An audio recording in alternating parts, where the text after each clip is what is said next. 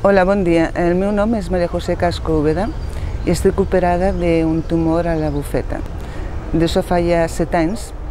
La veritat és que vaig tenir la sort de que me van agafar a la Fundació Puigverd.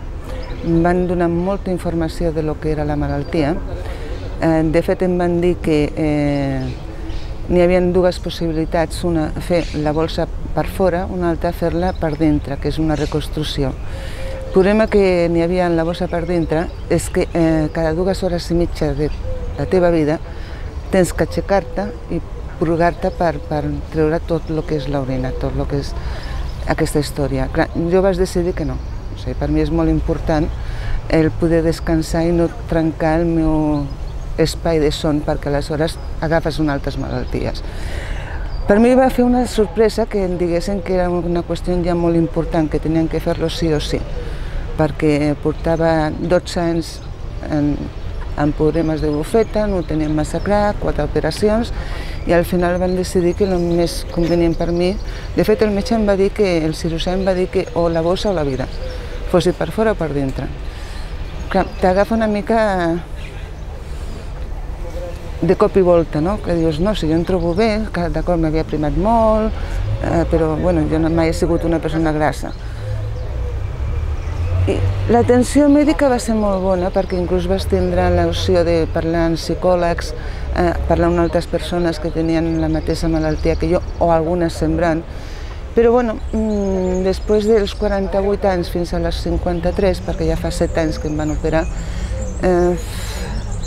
va ser una mica feixuc, perquè no teníem massa clar ells tampoc. I al final se va decidir per això.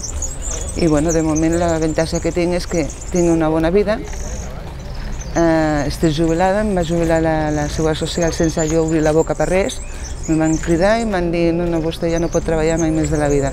També una persona que encara és jove, que li diguin això, el món es cau una mica, no? Dius, hòsties, realment jo encara soc jove. He intentat apuntar-me a francès, al gimnàs, però no és el meu.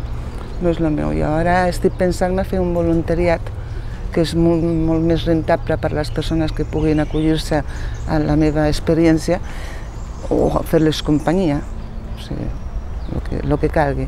Però el que està clar és que canvia molt la vida, això està claríssim. O sigui, no és una malaltia que et moriràs demà, aunque mai se sap, perquè també poden haver derivacions, pots tindre un càncer d'un linfoma, pots tindre 50.000 coses, però no és una qüestió que jo tingui molt en compte.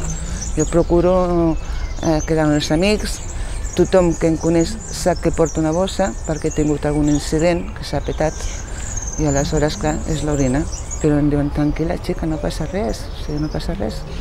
Però bueno, no deixa de ser també una qüestió d'autoestima i això que la veritat és que no es nota gaire, però bueno, si peta sí que es nota.